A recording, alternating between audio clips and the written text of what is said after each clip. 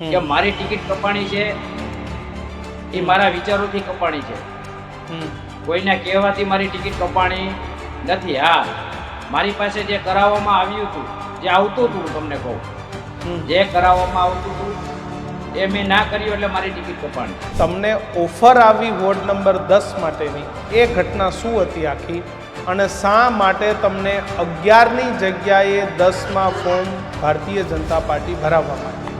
એ મને આવીને કે તું આયાતી ઉમેદવારમાં તારું નામ કેન્સલ થાય છે, તું 10 નંબરમાં પક્ષમાં ફોર્મ ભરી દે એટલે તને મેન્ડેટ આવશે. એટલે હું સમજી જ ગયો તો ક્યાંથી આ ચેનલ હાલે છે ને ક્યાં વ્યક્તિ કેવડાવી રહ્યા છે. પણ ક્યાંક ને ક્યાંક અમને અંદરો અંદર તકરાર કરવામાં અને ઝઘડા કરાવવામાં એ સક્સેસ ન જાય એટલે મેં કીધું સુરેશભાઈ સખરેલાનું જે થશે એ મારું થશે. તમે એક આક્ષેપ કર્યા છે કે ભાઈ ગદ્દારી મારા લોહીમાં નથી, સામે નહીં પણ સાથે ઉભવાની વાત હતી.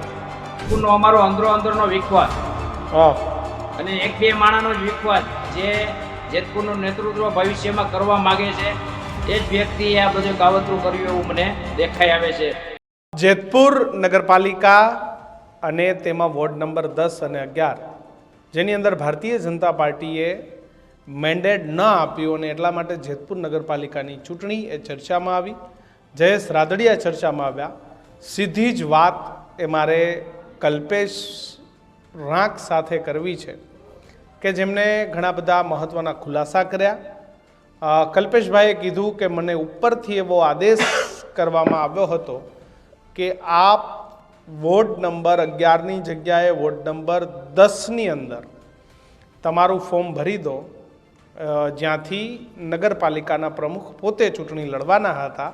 અને એમનો આક્ષેપ છે કલ્પેશભાઈનો કે ભારતીય જનતા પાર્ટીમાં લોકો એવું ઈચ્છતા હતા કે અમે આમને સામને થઈ જાય. સીધા જ કલ્પેશભાઈ સાથે વાત કરીશું. કલ્પેશભાઈ, આપે સોશિયલ મીડિયામાં એક પોસ્ટ કરી, આખી ઘટના મને સમજાવશો? ઘટનામાં એવું હતું કે જેતપુર નવાગઢ નગરપાલિકાના ઇલેક્શનની ચૂંટણી, જે ચૂંટણીમાં વોર્ડ નંબર 10 અને 11માં 11માં મારું નામ હતું અને 10 નંબરમાં સુરેશભાઈ સખરેલિયા. જે સુરેશભાઈ સખરેલિયા છે તે પૂર્વ પ્રમુખ છે ને એમ સમજી લ્યો કે 25 થી 30 વર્ષ ત્યાં જે આ નગરપાલિકાને હેન્ડલ કરી રહ્યા હતા અને જેતપુરનો વિકાસ કરી રહ્યા હતા. અને જયેશભાઈ રાદડિયા સાથે તેમને સંબંધ પણ સારા હતા અને અત્યારે પણ છે. પણ ક્યાંક ને ક્યાંક સંબંધમાં તિરાડ પાડવા માટે આ જે પાર્ટીનું વફાદારી સુરેશભાઈ સખરેલિયાએ કરી, હું આપને સમજાવું તો 2008-9 થી અત્યાર સુધીનું સુરેશભાઈ સખરેલિયા નેતૃત્વ કરી રહ્યા છે ભાજપ પરિવારનું, બિલકુલ સંગઠનનું. એમાં તમે છો તો એને વફાદારીનું અટાણે પરિણામ મળ્યું એવું મને લાગે છે કે 2009-10માં રાદડિયા પરિવારની જેતપુર તાલુકામાં એન્ટ્રી થઈ ત્યારે સુરેશભાઈ સખરેલિયા કોરાટ પરિવાર નેજા હેઠળ કામ કરતા હતા અને કોર્પોરેટર એટલે નગરપાલિકા સાચવી રહ્યા હતા. આપને પણ ખબર છે કે સ્વર્ગવાસી વિઠ્ઠલભાઈ રાદડિયાનું રાજકીય નેતૃત્વ કેવું હતું. એ નેતૃત્વમાં વિઠ્ઠલભાઈએ હરેક લોકોને તેમના તરફી કરી લીધા હતા, પણ કોરાટ પરિવાર સાથે વફાદારી જેમને નિભાવી જ્યાં સુરેશભાઈ સખરેલિયાએ, અને એમની સાથે જ્યાં સુધી વિઠ્ઠલભાઈ ને રાદડિયા પરિવાર ભાજપમાં ન આવ્યું ત્યાં સુધી સુરેશભાઈ સખરેલિયાએ વફાદારીથી કોરાટ પરિવાર સાથે નેતૃત્વ કર્યું ભાજપનું. અને ભાજપમાં વિઠ્ઠલભાઈ આવ્યા પછી રાદડિયા પરિવાર સાથે સુરેશભાઈ સખરેલિયા અટાણે નેતૃત્વ કરી રહ્યા હતા. પણ ક્યાંક ને ક્યાંક આ વફાદારીનું પરિણામ મળ્યું એવું મને લાગી રહ્યું છે ભાજપ તરફી અને પરિવાર તરફી. કલ્પેશભાઈ, તમે કેટલા સમયથી નગરપાલિકા લડો છો? પહેલી વખત જ લડવાના હતા?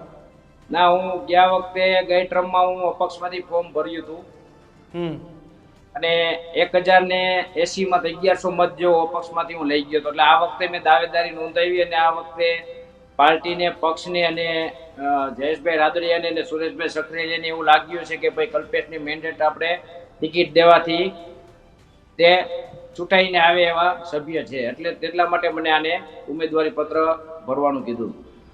કોને આપને સૂચના કોને આપી હતી? સૂચના જે આપણે જો સુરેશભાઈ સક્રિયા છે અને જયેશભાઈ રાદડિયાએ સૂચના આપેલ હતી. પણ એ સૂચનામાં પણ તમને કહું કે મારી ટિકિટ કપાણી છે એ મારા વિચારોથી કપાણી છે. કોઈના કહેવાથી મારી ટિકિટ કપાણી નથી. હા, મારી પાસે જે કરાવવામાં આવ્યું હતું, જે આવતું હતું, તમને કહું જે કરાવવામાં આવતું હતું એ મેં ના કર્યું એટલે મારી ટિકિટ કપાણી. તમને જયેશભાઈએ અને સુરેશભાઈએ વોર્ડ નંબર 11 માંથી ફોર્મ ભરવાનું કીધું હતું, રાઈટ? પછી તમને ઓફર આવી વોર્ડ નંબર 10 માટેની, એ ઘટના શું હતી આખી, અને શા માટે તમને 11ની જગ્યાએ 10માં ફોર્મ ભારતીય જનતા પાર્ટી ભરાવવા માંગતી હતી? ભાઈ, મારું રેસિડેન્સી છે ને 10 નંબરમાં છે. મેં ગયા વખતે 10 નંબરમાં અપક્ષમાંથી ફોર્મ ભર્યું હતું. એટલે મારું નેતૃત્વ સામાજિક લેવલે મારે કોઈ જેતપુરમાં બોર્ડર નથી મારા માટે. એટલા માટે મેં અને જયેશભાઈ ને સુરેશભાઈ સક્રિયે નક્કી કર્યું કે તમે 10 નંબરમાં લડી લો, હું 11 નંબરમાં લડવા જાઉં છું. એ કમિટમેન્ટ ઉપર અમે 11 નંબરમાં મેં ફોર્મ ભર્યું હતું. પણ જે ગોઠવણી હતી, ગોઠવણીમાં મને અનેક ફોન આવ્યા જાણવા માટે કે તમારી ટિકિટ ક્યાંથી ફાઇનલ થાય છે. ત્યાંથી લઈને અમારું મેન્ડેટ ન મળ્યું ત્યાં સુધીમાં અનેક વિચારો અને અનેક પરિબળો કામ કરતા હતા. અને મને જે આ પરિબળો કામ કરતા હતા એ પરિબળોમાં મને લગભગ ફોર્મ ભરવાના છેલ્લા દિવસે 1:30-2 વાગે મને અણહાર આવી ગયા હતા કે આપણી પાસે જે કરાવવું છે એમાં એને 10 નંબર વોર્ડમાં મને મેન્ડેટ દેવું છે, પણ 11 નંબરમાં મને મેન્ડેટ નથી દેવું. એટલે જે કહેવાતા અમુક લોકોના માણસો એ મને આવીને કે તું આયાતી ઉમેદવારમાં તારું નામ કેન્સલ થાય છે, તું 10 નંબરમાં પક્ષમાં ફોર્મ ભરી દે એટલે તને મેન્ડેટ આવશે. એટલે હું સમજી જ ગયો તો ક્યાંથી આ ચેનલ હાલે છે અને કયા વ્યક્તિ કેવરાવી રહ્યા છે. પણ ક્યાંક ને ક્યાંક અમને અંદરો અંદર તકરાર કરવામાં અને ઝઘડા કરાવવામાં એ સક્સેસ ન જાય. એટલે મેં કીધું સુરેશભાઈ સક્રિયાનું જે થશે એ મારું થશે. આપણે ઝઘડામાં નથી રહેવું, કારણ કે 5 વર્ષ કાઢવા છે ને 5 વર્ષ સાથે રહીને કાઢી અને ઝઘડાથી કાઢવા. એટલા માટે મેં મારો મગજ દોડાવીને મેં 10 નંબરમાં પક્ષમાં ફોર્મ ન ભર્યું. તમે એક આક્ષેપ કર્યા છે કે ભાઈ ગદ્દારી મારા લોહીમાં નથી, સામે નહીં પણ સાથે ઉભવાની વાત હતી. તો અને તમે કીધું કે મીડિયામાં આખી આ પ્રકારની વાત ચલાવવાની હતી, એ બધું આખી સ્ક્રિપ્ટ તૈયાર હતી. એ આખી સ્ક્રિપ્ટ શું હતી? કેવી રીતે અંદરો અંદર લડાવી દેવાના હતા બધાને? હું વાત કરું તો ઉપરથી જ્યારે નામ કમી આવ્યા ને ત્યારે મને ખ્યાલ આવી ગયો હતો. જે કહેવાતા વ્યક્તિના માણસો એમને મને કહેવામાં આવ્યું સવારમાં, નામ ના આવ્યું ને એટલે ભાઈ તારું આયાતી ઉમેદવારમાં નામ છે એ તારું કેન્સલ થાય છે, તું 10 નંબરમાં પક્ષમાં ફોર્મ ભર દે 10 નંબરમાં, એટલે તારું મેન્ડેટ તૈયાર છે અને અહીંયા તારું કેન્સલ થાય છે. અને સામે જે 10 નંબરમાં ઉમેદવાર હતા સુરેશભાઈ સખરેલિયા, જેમને હંમેશા અમારા માર્ગદર્શન રહ્યા છે અને જેતપુર નવાગઢ નગરપાલિકા ના એક બાહોશ વ્યક્તિ છે. અને આપને પણ ખબર હશે કે નગરપાલિકામાં જે બોડી બનતી હોય છે, જે પેનલ બનતી હોય છે અથવા કારોબારી બનતી હોય છે, તો એમાં જેતપુરમાંથી વીણેલ અનેક લોકો હોય છે, એને મેનેજ કરવા બહુ આકરા હોય છે. હવે એમની સાથે પડીને મારે તેમની સાથે વિરોધ દર્શાવવો નહોતો અને એમનું જે થાય મારું થાય એવું મેં નક્કી કરી લીધું. સ્ક્રિપ્ટ શું હતી કલ્પેશભાઈ? આખી ગોઠવણ શું હતી? સ્ક્રિપ્ટ એવી હતી કે સુરેશભાઈ સક્રિયાની ટિકિટ કપાતી હતી, મને 11 વાગે ખબર પડી. 11 વાગે મને અમુક લોકોના માણસો દ્વારા કહેવરાવવામાં આવે સુરેશભાઈ સક્રિયાની ટિકિટ કપાઈ છે, તમે 10 નંબરમાં પક્ષમાં ફોર્મ ભરી દો વારંવાર અને તમને 10 નંબરમાં મેન્ડેટ આવશે, 11 નંબરમાં નહીં આવે. પણ એમની જે આખી ચેનલ હતી, ચેનલ હું જાણી ગયો હતો કે ભાઈ મને 10 નંબરમાં ફોર્મ ભરાવીને, પક્ષનું ફોર્મ ભરાવીને 11 નંબરમાં એમના વ્યક્તિને એકને તૈયાર કરીને ફોર્મ ભરાવીને ક્યાંક ને ક્યાંક ભાજપ બોડી રચી રહ્યું હતું. જે 44 ઉમેદવારની જેતપુરમાં ઉમેદવારને એક પરિપત્ર આપી દે અને 44 ઉમેદવાર ભાજપમાંથી નોંધણી કરાવી એમાં પૂર્વ પ્રમુખ સુરેશ સખરેલિયાની ટિકિટ કપાણી, બસ એના ન્યૂઝ એ જ હતા. પણ એ ન્યૂઝમાં અમે ક્યાંક ને ક્યાંક મેં 10 નંબરમાં ફોર્મ ન ભર્યું એ બાબતે આ વિવાદ થયો અને વિવાદ કરવામાં કેનો હાથ છે એ પણ સુરેશભાઈ સખરેલિયા બોલી ગયા છે. કદાચ તમે ફોર્મ ભરી દીધું હોત તો આજે શું પરિસ્થિતિ થઈ હોત કલ્પેશભાઈ? તો અમારે અંદરો અંદરના ઝઘડા અને વિરોધ પક્ષમાં કલ્પેશ રાગ બેસી ગયો અને ક્યાંક ને ક્યાંક જેતપુરનું વાતાવરણ દોરવાની કોશિશ થાત અને ભાજપમાં અંદરો અંદર ઝઘડાઓના માહોલ બનત. આ બધી ઘટના માટે આપ ભારતીય જનતા પાર્ટીના હાઈકમાન્ડને જવાબદાર માનો છો કે પછી રાજકોટ ભાજપને આની જવાબદાર માનો છો? જવાબદાર કોણ છે આ બધું? જેતપુરનો અમારો અંદરો અંદરનો વિખવાદ હા, અને એક બે માણાનો જ વિખવાદ જે જેતપુરનું નેતૃત્વ ભવિષ્યમાં કરવા માંગે છે એ જ વ્યક્તિએ આ બધું કાવતરું કર્યું એવું મને દેખાઈ આવે છે. જયેશભાઈને નીચા બતાવવાનો પ્રયત્ન માણસો જ મને એના કહેવાતા માણસો જ મને ગાઈડલાઈન દેતા હતા. એ ગાઈડલાઈન ઉપર ના ચાલ્યો એટલા માટે ક્યાંક ને ક્યાંક મારું 11 નંબરમાં પણ મેન્ડેટ એ વ્યક્તિએ કાપ્યું છે. તમારો ઈશારો જિલ્લા પ્રમુખ સામે છે કે પછી પ્રશાંત કોરાટ સામે છે? પ્રશાંત કોરાટ સામે. પ્રશાંત કોરાટે આખું કાવતરું કર્યું. પ્રશાંત કોરાટના માણસોએ જ આ ચેનલ ગોઠવી હતી ને એ ચેનલમાં મેં અત્યાર સુધીના ઓપરેશન કર્યા. તમને કહું, જે મને પેલા ફોન આવ્યા હતા અને અત્યારે મારી પણ ઇન્ક્વાયરી ચાલુ છે. એ ઇન્ક્વાયરીમાં ક્યાંક ને ક્યાંક એની લિંક પ્રશાંત કોરાટ સાથે જોડાયેલી છે અને એ વ્યક્તિએ માફી પણ માગી લીધી છે કે આ વ્યક્તિએ મારી પાસે આ કરાવવામાં આવ્યું હતું, એ મારી ભૂલ થઈ ગઈ છે. પણ કલ્પેશભાઈ આજે 2 મેન્ડેટ ના આવ્યા, 2 ફોર્મ ન ભર્યા આપે ને સુરેશભાઈએ, તો 2 નુકસાન તો ભાજપને આજે જ થઈ ગયું ને? 100%. તો એને લઈને આપે હાઈકમાન્ડને કોઈ રજૂઆત ન કરી? હાઈકમાન્ડમાં અમે અને સુરેશભાઈ અને જયેશભાઈ રાદડિયાએ ચર્ચા કરી લીધી છે. સુરેશભાઈ રાદડિયા અને જયેશભાઈ રાદડિયા હાઈકમાન્ડમાં તમામ વાત પહોંચાડશે. શું લાગે છે, 2 સીટ તો ગુમાવી દીધી, પણ હવે શું થશે જેતપુરનું? ના, 2 સીટો ગુમાવી દીધી એમાં પણ અમારા સુરેશભાઈ સખરેલિયા જે પૂર્વ પ્રમુખ છે જેમને હંમેશા વફાદારી નિભાવી છે. આ તમને કહું, તમે જેતપુરમાં પણ જાણી શકશો કે જ્યારે કોરાટ પરિવાર નેતૃત્વ કરતું હતું ધારાસભ્ય સીટનું, ત્યારે સુરેશભાઈ સખરેલિયા ભાજપમાં જતા એ સમયે, અને ત્યાર પછી રાદડિયા પરિવાર આવ્યો તો રાદડિયા પરિવારમાં પણ ભાજપની વફાદારી હંમેશા સુરેશભાઈ સખરેલિયાએ નિભાવી છે. ક્યારેય પણ ગદ્દારી કરી નથી. એનું પરિણામ અટાણે સુરેશભાઈને હું ભોગવી રહ્યા છીએ. કલ્પેશભાઈ, હવે શું થશે બાકીની સીટો ઉપર? વાતાવરણ કેમનું રહેશે? બાકીની સીટોમાં અમે પૂરેપૂરી સીટો લાવશું એવી અમારી બાંહેધરી અમે જયેશભાઈ રાદડિયાને આપી છે. અને જેતપુર નવાગઢ નગરપાલિકાની 35 થી 37 સીટો અમારી ગણતરી ઉપરની સીટો આવશે, નીચે નહીં આવે.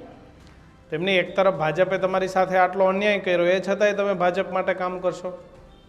ભાજપે ક્યાંક ને ક્યાંક અન્યાય કર્યો છે, વ્યક્તિના કહેવાથી કર્યો છે, વ્યક્તિના વિચારોથી કર્યો છે ને વ્યક્તિના ચર્ચાઓથી કર્યો છે. પણ અમારે પક્ષ લેવલે જે હંમેશા ભાજપની વફાદારી સુરેશભાઈ સક્રિય નિભાવી છે અને સુરેશભાઈ સાથે અમારે રહેવું પડે એ અમારું પહેલું કાર્ય છે. એમને જે પક્ષ પોતાના આટલા જૂના માણસ સાથે દ્રોહ કરતો હોય કોઈ વ્યક્તિના કહેવાથી, તો એ પક્ષ સાથે તમે કેવી રીતે કામ કરશો અને એ પક્ષે જેતપુરના લોકોને કેવી રીતે લોયલ રહેશે? આ મારો સૌથી મોટો સવાલ છે કે જે પક્ષ એના માણસો માટે વફાદાર ન હોય એ પક્ષ ત્યાંની પ્રજા માટે કેવી રીતે વફાદાર રહેશે? કલ્પેશભાઈ, વ્યક્તિના વિચારો હોઈ શકે પણ ભાજપ સંગઠનના વિચારો ના હોઈ શકે. વ્યક્તિના કહેવાથી ક્યાંક ને ક્યાંક આ ગેમ થઈ છે. એ વ્યક્તિને અમારે જવાબ દેવાનો રહેશે અને ભાજપ પાસે એ વ્યક્તિને કઈ રીતે ખુલ્લો કરવો. એક વ્યક્તિના વિચારોને એક વ્યક્તિના હિસાબે જો ભાજપ સંગઠન બદનામ થતું હોય તો ભાજપ સંગઠનને વિચારવું પડે કે આપણે કઈ દિશામાં જઈ રહ્યા છીએ.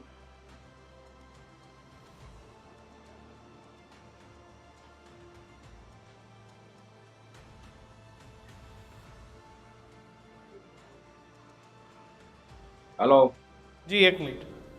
ઓકે કલ્પેશભાઈ, શું મેસેજ આપશો? આ જયેશભાઈને નીચા દેખાડવાની વાત હતી એવું આપ માનો છો કે તમને સુરેશભાઈને બતાવી દેવાની વાત હતી? અને જેતપુરની જનતાને શું મેસેજ આપશો ભાઈ? અટાણે જેતપુરની જનતામાં હલો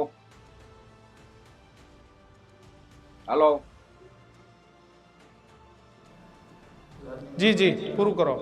અત્યારે જેતપુરની જનતામાં એક જ રોપ છે, જે પણ થયું છે એ ખોટું થયું છે અને જેને પણ કરાવ્યું છે એને ભવિષ્યમાં જવાબ આપવામાં આવશે. આ તમામ સુધરાઈ સભ્યો જેને ફોર્મ ભર્યા છે એમનો અને જેતપુરના નાગરિકોને રોપ એવો છે કે આ અંદરો અંદર ઝઘડા કરાવીને ક્યાંક ને ક્યાંક પોતાની મહાનતાકાંક્ષા ભવિષ્યમાં વધારવાની ગણતરી ઉપર આ કાવતરું કરવામાં આવ્યું છે.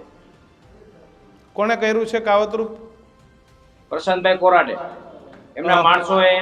જે ભાઈ હું તમને એક ધ્યાન દોરાવી દઉં કે જ્યાં સુધી હું 2 વાગ્યા સુધી એગ્રી એમની સાથે ન થયો તો 2:30 વાગે પ્રશાંત કોરાટે જેની ટિકિટ કાપીને મને જયેશભાઈ રાદડિયાએ ટિકિટ મને આપી હતી 11 નંબર વોર્ડમાં, એમને ફોન કરીને કહેવામાં આવે છે કે તું પક્ષનું ફોર્મ ભરતો હોય અને તે પક્ષનું ફોર્મ ભરવા આવે છે મેન્ડેટ વિના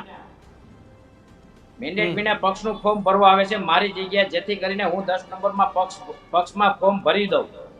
એવી પણ મને આમ રસ્તો ચીંધવામાં આવ્યો કે 11 નંબરમાં તું પક્ષનું ફોર્મ ભરતો એટલે કલ્પેશ રાખ ડાયરેક્ટ 10 નંબર વોર્ડમાં પક્ષનું ફોર્મ ભરી દે. તેમ છતાં પણ હું નિષ્ક્રિય રહ્યો અને મેં તેમની વાત ધ્યાનમાં ન રાખી. જે થશે એ મેં ને સુરેશભાઈ સક્રિયાએ નક્કી કરી લીધું હતું કે તમારું થશે મારું થશે, મારું થશે તમારું થશે. આપણે કોઈના કહેવાથી કાંઈ કરવાનું થતું નથી. બિલકુલ, ખૂબ સાચી વાત છે. કારણ કે કલ્પેશભાઈ, નાના ગામડાઓ હોય છે, રોજ સાથે રહેવું જરૂરી છે.